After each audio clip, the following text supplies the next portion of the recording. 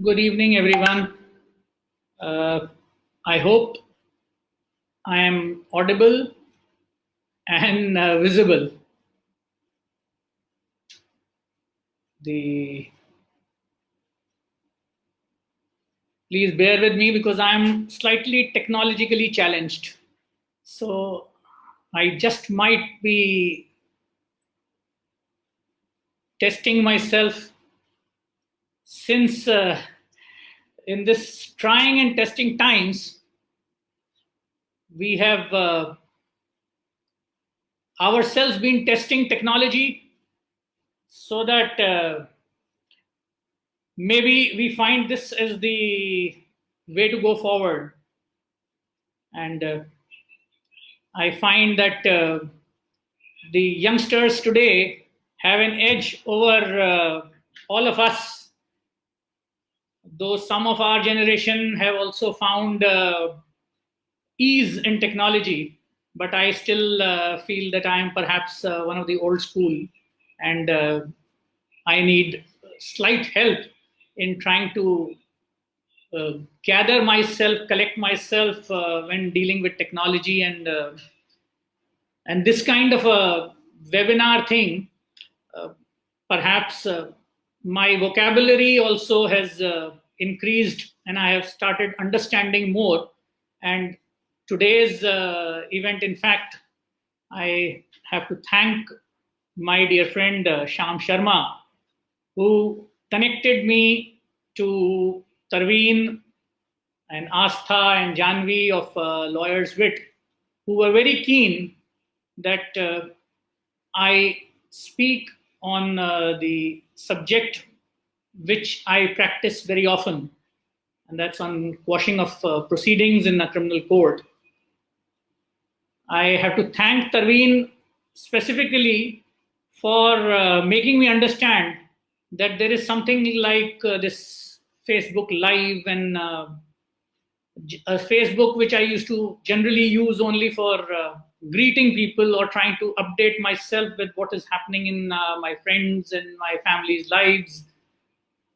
He has connected me to all of you, and I thank him for that. I thank Asta and Janvi for forcing me and coercing me politely and in their own way to accept speaking on this subject, which generally most of us seniors think that we must share our knowledge only when we get paid for it.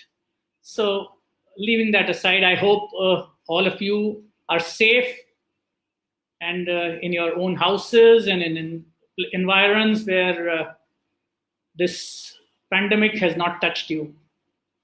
I wish you all well and hope to see all of you once we are back in the physical courts. Today we are stuck with this video conferencing and the even the hearings with this.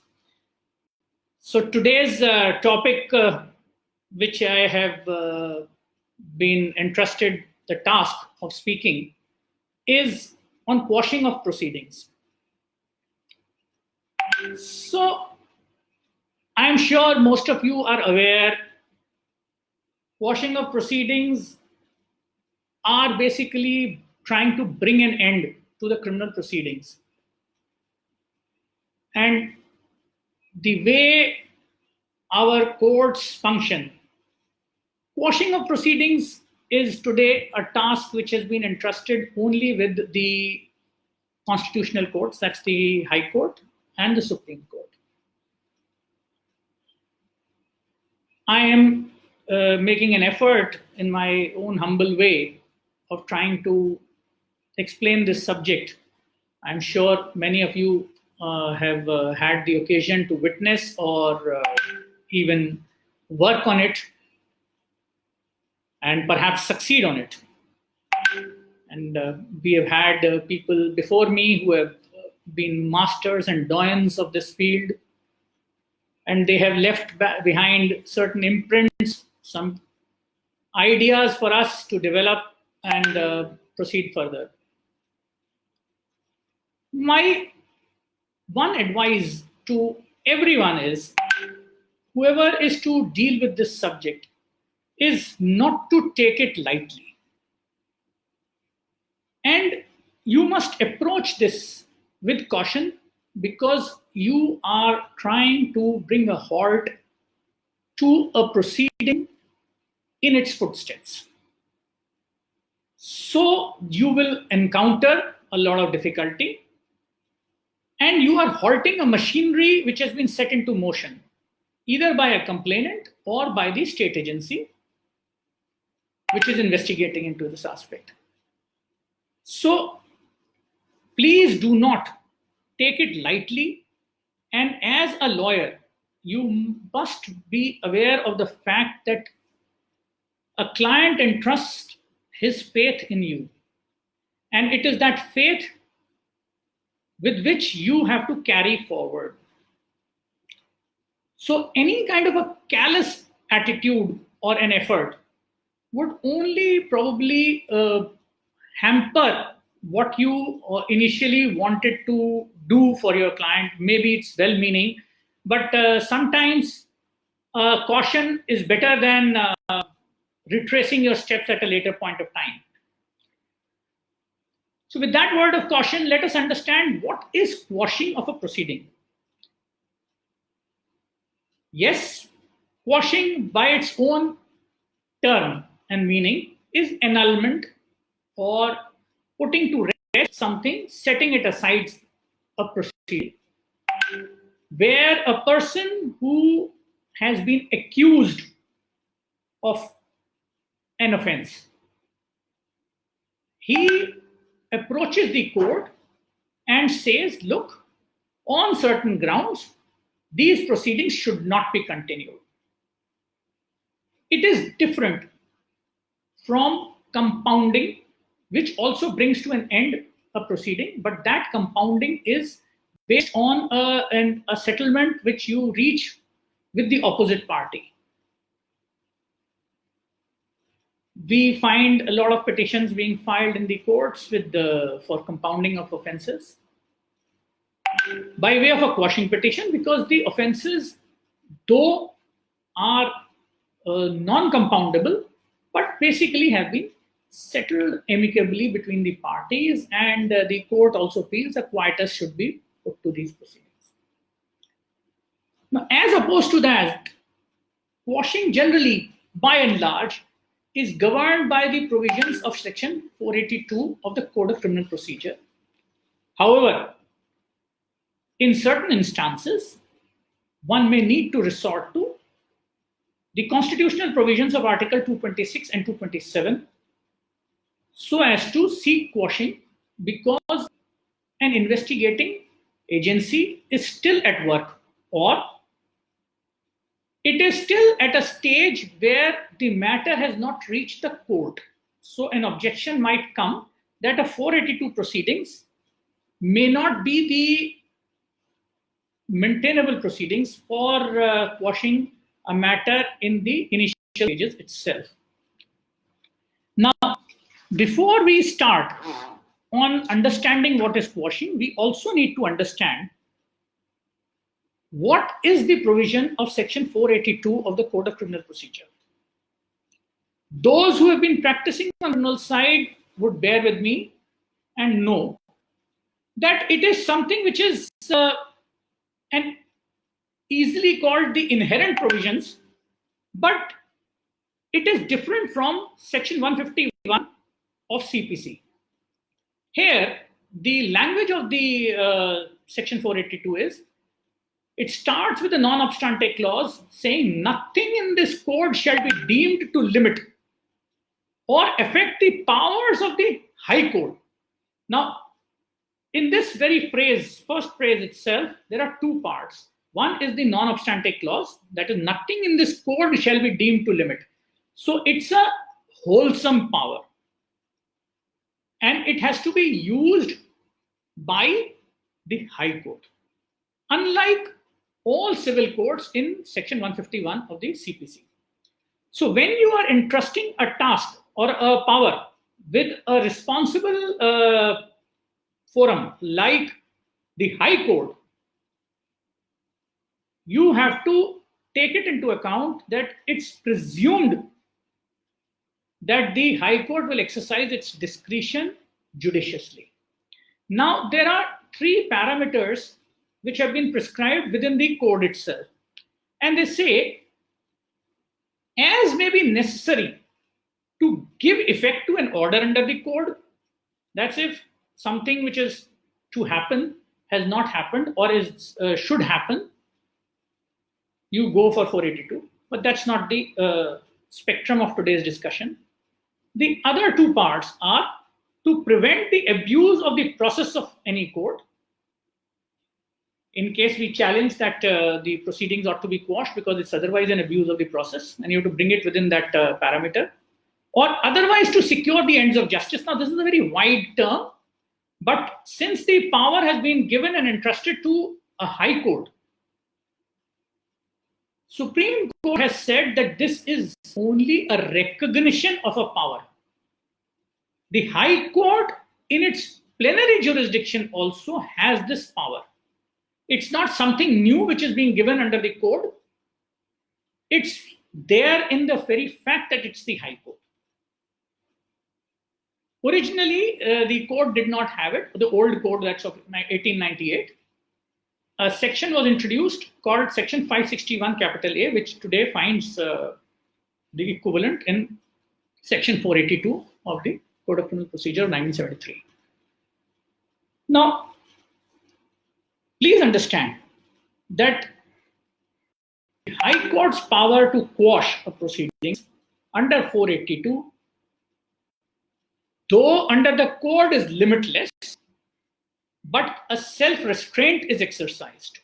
And that's why when I said don't rush to the court, always for 482, you need to exercise your caution as well, because the High Court is also going to exercise its caution whether to quash the proceedings or not. So, first thing, quashing word does not find mention anywhere in the code. We need to understand that 482 or 226, 227 of the Constitution do not use the word quashing. It's probably by judicial precedents that we have developed this habit of using this word quashing, and probably by common usage by lawyers as well as the public at large, which find it seemingly easier to understand and easier to use. However, the concept involves an extraordinary remedy, because the ordinary remedy in a criminal proceedings is to continue with the trial and how to come from there. However, in the 482 exercise, or quashing proceedings as we commonly call it, or even to go in a 226, 227, we are basically scuttling the process in between. And since we are scuttling the process in between, it needs to be for some reason. Now, if we take 482 or 226 as such, we need to appreciate that we are basically entering an open-ended realm. And in any open-ended realm, the parameters or the lines bordering it, though fluid, have to be drawn by us only.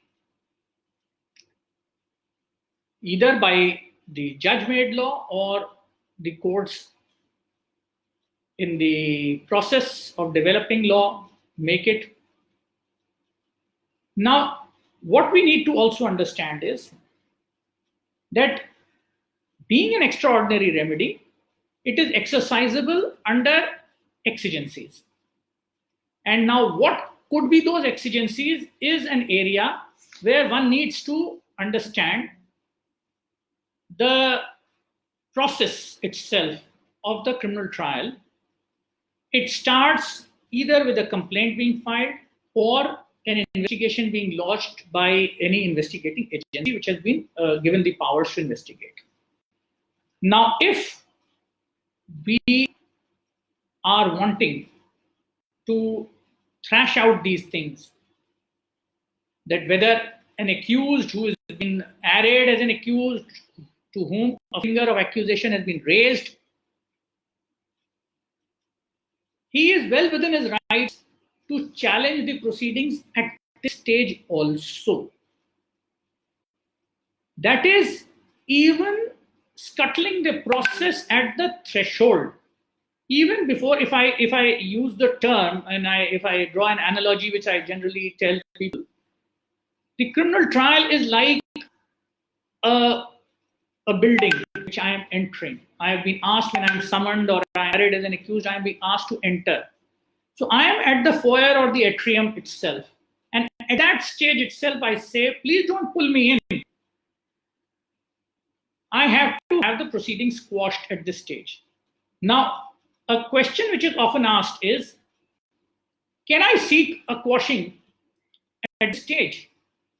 Because I don't want to be termed as an accused and stigmatized.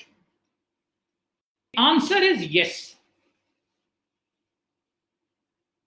But then again, since over the years, courts have found it difficult to enumerate all possible instances where the proceedings should be quashed, some sort of guidelines are taken from a judgment by the name of State of Haryana versus Bhajanlal, which is a 1992 Supreme Court judgment. There, the Supreme Court laid down 7 different criteria. And in those 7 criteria, they are only inclusive criteria.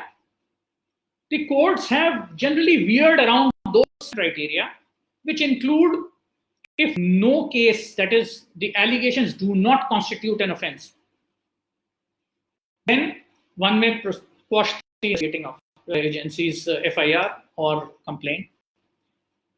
There may be cases where there is a legal impediment. In those cases, FIRs can be quashed. Court has even gone to the extent of saying, if there is a compliance which needs to be done, then if it's a non-cognizable case in which Section 155 comes into the picture and a permission from the magistrate is required, then too it is quashed, that you have basically proceeded beyond what is permissible, because only cognizable offenses can be investigated without the permission of the court. Then there is one provision also, the last clause, the para 7 of it, which talks of if it's malafide. Very often we as lawyers invoke this part, that we can quash it because it is malafide. Keeping these criteria and these factors in mind, tests in mind, the quashing proceedings are basically initiated and tested. Coming back to what I had mentioned, that can the proceedings be quashed at the initial stages? The answer is yes. And in different situations, courts have found, yes, the investigation itself can be quashed. And why? They felt in some cases that the investigation has to be launched on a credible information which discloses a cognizable offense.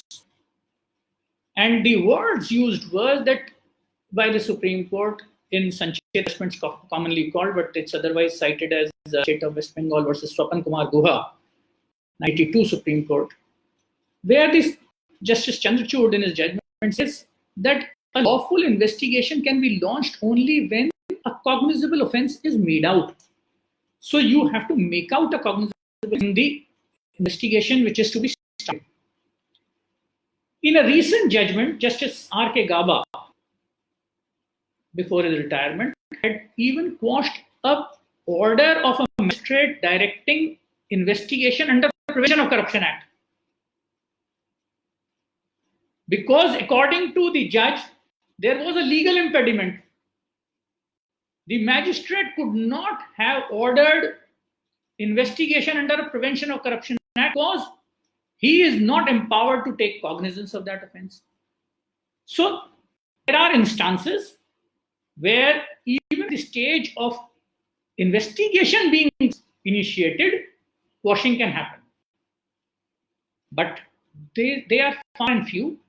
And also, you have to see from the material that you have. It may be a case where a person has a perfect alibi.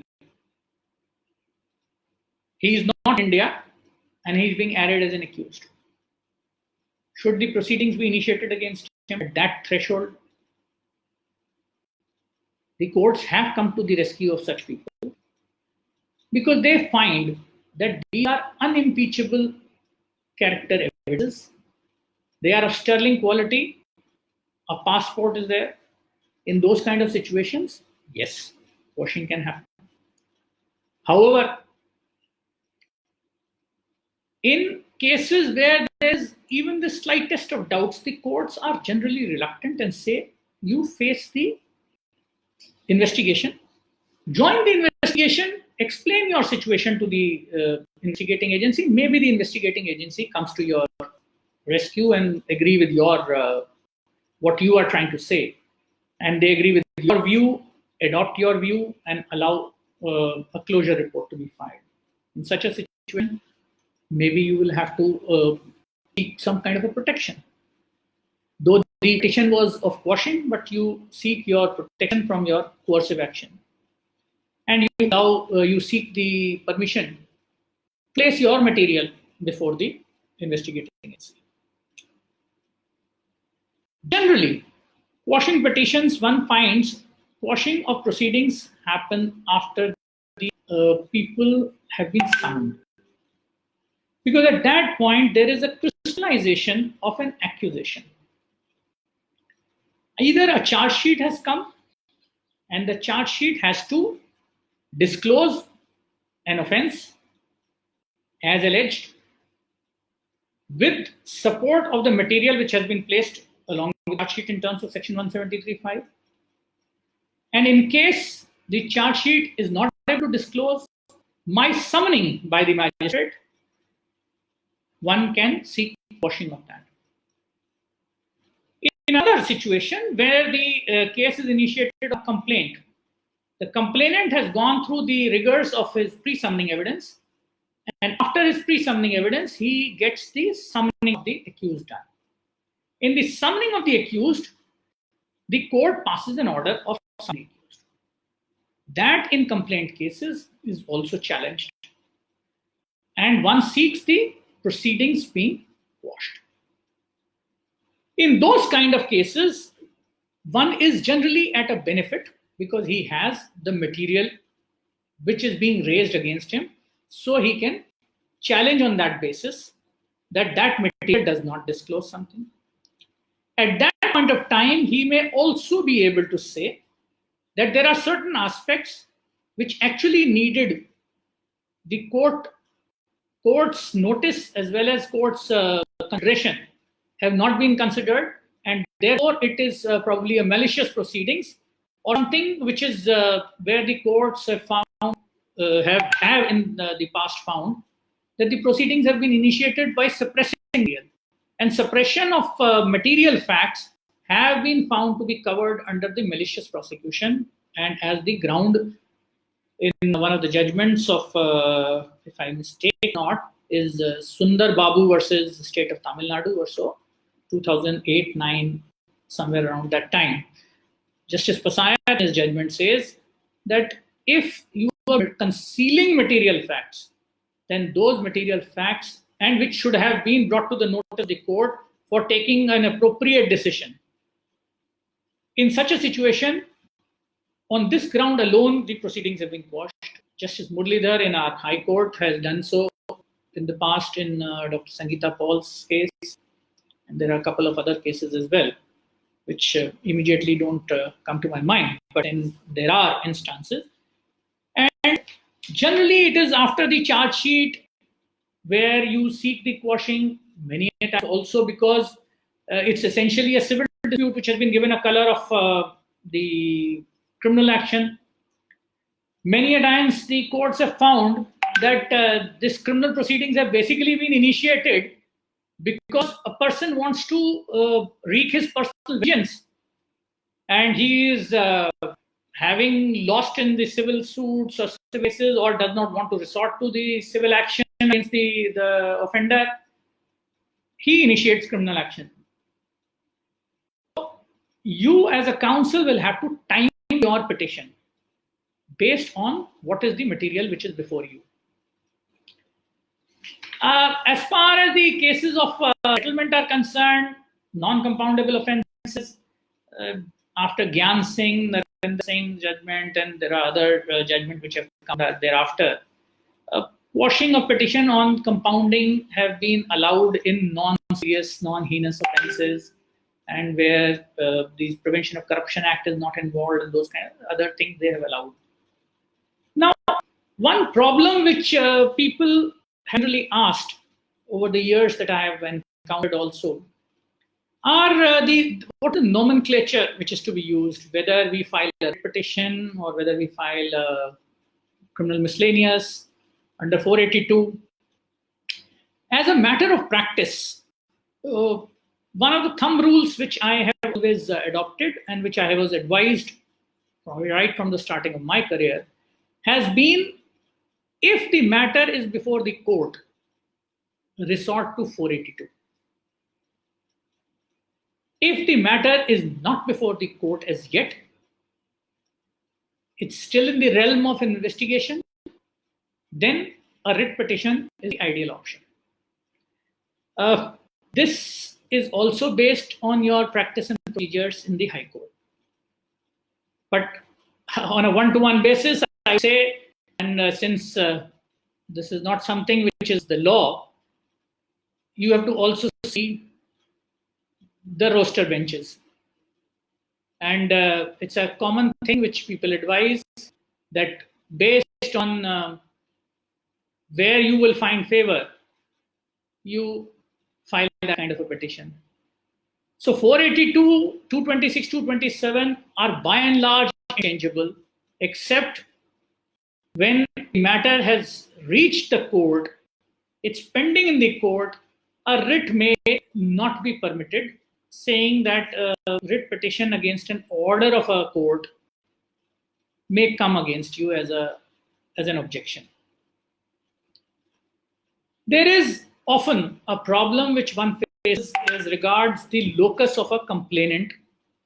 As a complainant, you want to interfere and intervene in the proceedings. As an accused, you do not want the complainant to come. But after 2009 amendment, where a victim's rights have been recognized, my personal opinion has been that you cannot scuttle a proceedings which have been initiated by another person without giving that another person, affording him an opportunity to come and raise his pleas before the court concerned. And even in the cases where you would find that you may not have added him as a respondent, the courts direct you. So as a matter of practice, it's always advisable to put the complainant as a respondent, answering respondent. If you are confident of your case, test yourself with the person putting his case on an affidavit. The other side will also try and show to the court that there is a prima facie case not worthy of thing, but then if you are confident, test it with the complainant there. Now, there is a question which is often asked, that we seek quashing of a proceedings when the proceedings are in an appellate or revisional jurisdiction. Now, my answer is that if you find the trial has already completed, then you cannot seek the quashing of the proceedings which were initiated prior to the trial being commenced. As far as revisional court is concerned, revisional court also, you can raise this quashing proceeding in a revisional jurisdiction as well. And therefore, the quashing of proceedings, the word, before a trial court would only be to the extent that you are in a revision challenging a particular order of the court, quashing of which or setting aside which will result in the proceedings coming to a halt.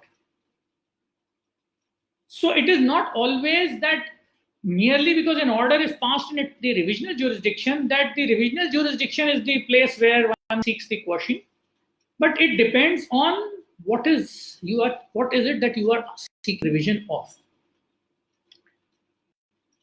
A common problem which people face, and in today's life, when white-collared crimes are a majority, and a lot of new statutes have come up: the fugitive offenders, prevention of money laundering, black money. There are special statutes of the Corruption Act. Now today even the SFIO is investigating proceedings for these crimes. In such cases, by and large, you would not find courts interfering, and they loathe to interfere in the midstream. So, on a technical point or on a legal provision, a quashing may be maintained. But whether you will be able to sustain it will be a different question altogether. So, please go through the parameters which have been enshrined in the judgment of Bhajan Lal. And some stray cases you will find, some good cases, I would say, as a defense counsel, you would find are in other cases also.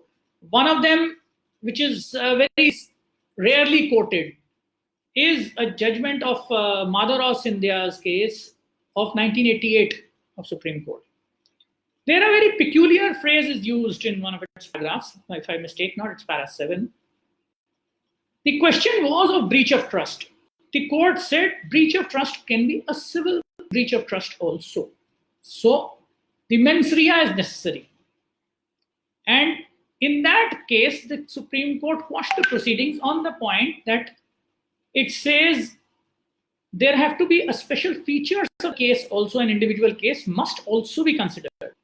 So today when we are filing a case as a counsel, you can resort to this and take aid of this judgment where you can highlight some kind of special feature of your case which allows you to invoke these provisions and attract the remedy available to you of quashing.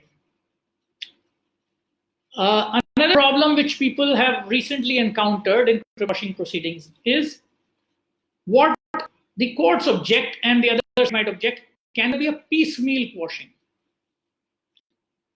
Now, it's very strange.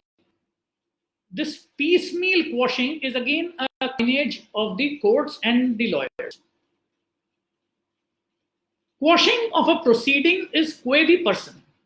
And Supreme Court and our own High Court, Delhi High Court, has in a couple of judgments agreed with this proposition of quashing qua a particular person, that he is not to be added as an accused, even at the stages of investigation. In cases where the quashing is being sought qua individuals or piecemeal in a proceeding before the court, it definitely can be, because it is challenging the summoning of the person as an accused. So there is no bar, no legal impediment to this piecemeal quashing, which is often said that piecemeal quashing is objected, and that is not a right proposition of law. Another aspect which in practice is resorted to is that people seek the quashing of proceedings on the basis of what they say, that we want the no no coercive action and we will join investigation. It's a very common and oft-quoted situation in the courts. So what they don't actually want is not to be harassed, not to be subjected to arrest. They will join investigation, try and give their viewpoint. Actually, a couple of our states earlier did not allow anticipatory bails as a provision. So courts, Supreme Court in one of the cases had said, I think 2017, if I'm mistaken, not 2017, I think, state of Telangana's judgment, where it said that when you are disposing of a case, a quashing petition, then why are you giving the relief of no coercive action till the charge sheet is filed? But it was generally allowed in cases in UP earlier because there was no protection of anticipatory bail. But again, court says that these things are on a case-to-case basis. The court, since it's the High Court which has to deal with this quashing, and it's the High Court which is entrusted with this task, therefore the High Court will act judiciously. Now, there is a general rush which we have, rushing to the High Court for quashing. In my experience, I've seen there are people who sometimes rush to the High Court also with a view to basically gauge what is coming up against me. Test the waters, as they say. Somehow, I am personally not in favor of it because it may backfire in any manner, in some manner later on with a dismissal against you. But again, each case to itself, you have to go by the facts of the case. So bear in mind that quashing proceedings, when trying to challenge the proceedings, the big judgments have tried to identify the areas as being cases where these are essentially civil disputes. A petition is filed to the High Court and saying that it's essentially a civil dispute, you thrash it out on affidavits. More like a writ petition because you cannot enter the domain of disputed questions. So please bear in mind that when you are approaching the court in a petition for quashing of proceedings, do not allow raising of any disputed questions because that immediately will fail your petition because disputed questions would not be entertained in a arena in the High Court before the evidence has been led. Also, please be very careful in the grounds that you raise. If it is at a point of, say, the legal bar, then please do your homework on the law as such that the legal impediment should be clear. So, with these 7 parameters which have been laid down, just be careful in the drafting of your petition because just like any other drafting, the petition for quashing, also the judges read them and if their pleadings are carefully done and excites their mind, then obviously it helps. So thankful to all of you. If there are any questions, which I believe some have come, just a minute. There is one question has come from Kshitij Khera. May I just read it out? He asks me, Section 482 can be invoked if there is an alternate remedy available. Now, as I just said, the jurisdiction of quashing proceedings are akin to a writ petition. If you have an alternate remedy available, and that alternate remedy is prescribed under that special statute or the code itself, then you will be relegated to that first before the courts in 482 exercise their jurisdiction. That is by and large, it happens like that. However, it's not that the courts will always relegate you to an alternate remedy. Because if that case is a case where you are challenging a summoning order, assuming, though you have a remedy under revision, but a 482 has been held to be a more wholesome remedy. So, simpliciter, you're asking an alternate remedy is a very, very wide term to use. I would say if it is a case where it's again the proceedings which are to be scuttled in any of these stages, then even a 482 can be maintained. It is maintainable. Whether the court is reluctant, I cannot say at this stage. There is one question I have received from Sonam Gupta. Hi Sonam, he says, what are your views as regards the courts refraining from staying the proceedings if quashing petition is decided? Since disposal takes time, many a times the quashing petition becomes infructuous since trial starts and witnesses are examined. It's a very interesting question, Sonam, and I'm thankful to you because this is an often has been a grievance of defense counsels that the time taken to finally decide my petition may, by that time it is decided, the whole thing becomes infructuous. I personally feel if the court is agreeable prima facie, then it should grant an injunctive order or stay the proceedings, especially now with the judgment of Asian resurfacing coming up and allows the stay to operate only 6 months. If the court feels that it's a case which is strong enough, then I don't think heavens are going to fall in 6 months for the case to be decided and finished, rather than waiting till eternity and somebody losing out opportunity and being arrayed, and it's an agony to face trial, each one of us knows. I hope that answers your question, Sonam, because it was my personal view you had asked. There's a question from Sonal Chauhan.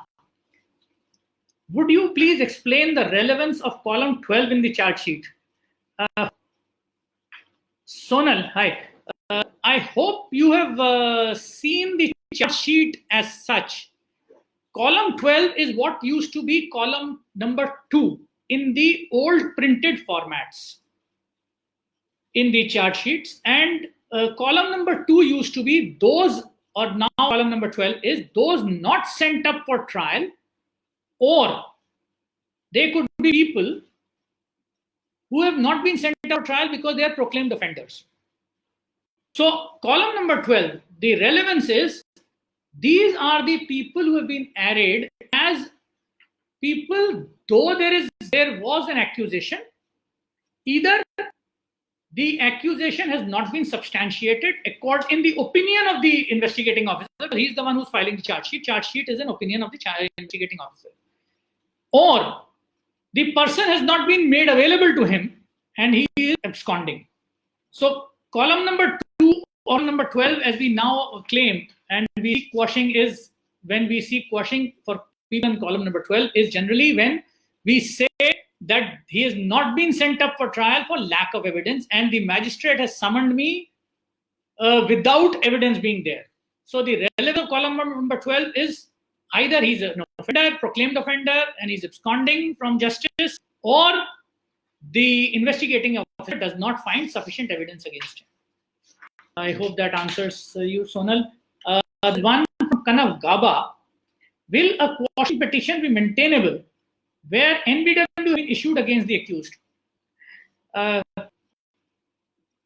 Gaba, I think there is no bar. It is a man-made, self-imposed bar. They think, or a court say that the NBW has been issued against you.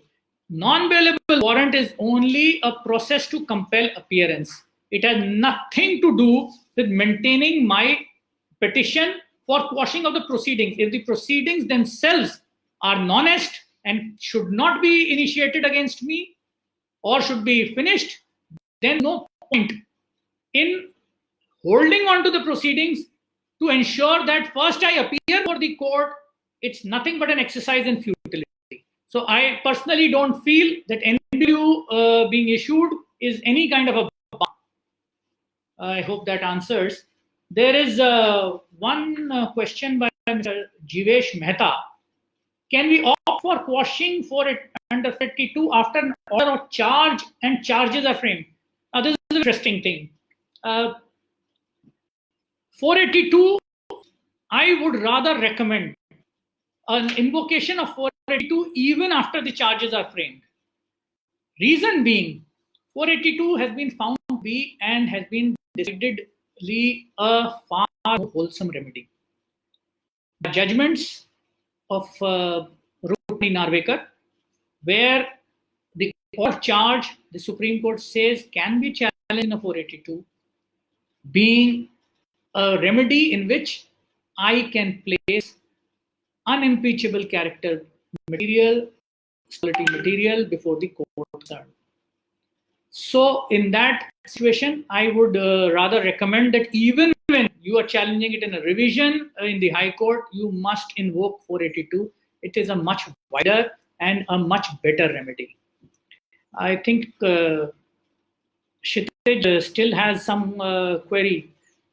Kshitij, I can only say, because there is a paucity of time, if there is anything that you want to ask me otherwise on this, you can put it on my Facebook or you can send me a message personally. I'll answer. There's no issue. Just there are a host of questions which come before you. So just let me pick some up and then answer. My elder brother, Mr. Dheer, has put a question. Dheer Saab says, can an FIR under 498A and 376 be settlement has been arrived at and allegations of 376 are against the father-in-law? Dheer Saab, my answer is in current scenario, no. You will not get a remedy of 482 available to you because of the tests laid down in the Gyan Singh's judgment, where categorically rape has been added. Here, I think you will have to resort to your innovation as a lawyer to somehow find a way during the process of investigation to have 376 dropped. There is one question which has come from Tarun. Is it possible for an accused asking the court to order police to investigate some aspect even before filing of the charge sheet, as there are certain things which cannot be investigated after lapsing of certain time? Tarun, my answer to this is, I think we are beyond the scope of today's discussion. This is asking and starting a new issue rather than quashing of the proceedings. So if you need to ask me this question, I'm available 24/7 for lawyers in any case. So this question, I think I would answer whenever you ask me personally. There is one question by Srishti. In case of heinous offences like 307, 376, etc., can proceedings be quashed on the basis of settlement if investigation is pending? Srishti, I just answered Mr. Dheer's query also, which dealt with 376. See, the issue is as far as 308 up to 308 is concerned, without any deadly weapon being used, courts have accommodated settlements. But in 307, if a deadly weapon is used, or in a 376, they have all been treated as very heinous offences by the Supreme Court, and there has been some very scathing remarks in cases quashing has happened. So I don't think it's a right remedy which you can seek. There is another question from Nitin Khanna. Sir, can FIR be quashed partly? Nitin, I think I dealt with it when the discourse that I was giving. In that course of my speaking, I had specifically said that there is a query which I face very often. I have shared those judgments also with a lot of people. Whenever you want in such a situation, you can always ask me.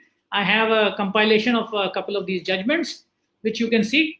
Part quashing is permissible, and as I said, if it is investigation, there are certain cases which allow it, and if it is after the investigation, it is otherwise permissible because it's a matter which is pending before court, and it's quashing means quashing of the summoning. There is receiving one after the other. There is a question by Salim. Mr. Salim says, "Sir, one question, sir. Please tell quashing of second FIR registered on the same facts and same allegations of the first FIR." Now, Salim, I think it doesn't need me to answer it. Supreme Court in T.T. Antony's case had very categorically said, and thereafter in Amit Bhai Shah's case also, court says you cannot have two FIRs on the same facts of the transaction, and it goes, the second FIR definitely needs to be quashed. And in fact, our own High Court, Justice Mukta Gupta, I don't immediately remember the name of the case. I personally was a counsel on this very situation, that there was overlap of facts and circumstances. The court quashed the proceedings against the accused and said that the first proceedings will continue. So I think that should solve the problems. And I am again repeating, I am not run away. I'll be back in the courts on this issue also, on anything covering this aspect. You are most welcome, and you can come anytime. You can post me on my email or on my Facebook. Facebook I am learning now mostly, because earlier I was not such a computer friend person. But emails and things, I am ready to answer. Call me up also. My number is available to everyone. So wishing all of you very good health and hoping to see you all very soon. I would only say that please stay safe. And my mobile number, though it's available on the High Court website, it's 98712 you can reach me, and I can reiterate, President of the High Court Bar, I am not inaccessible. You are most welcome to contact me, whether for this or for any other issue. If it's my subject, I'll be most happy to help you out. Thank you. And I thank once again Tarveen, Astha, and Janvi for giving me this opportunity for exploring one new area which I had actually never done, and I really enjoyed it. It's been some time, and I think you people deserve kudos for your patience.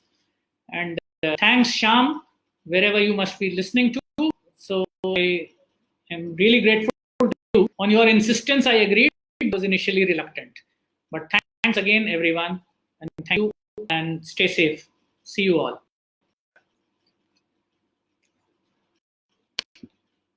Fantastic.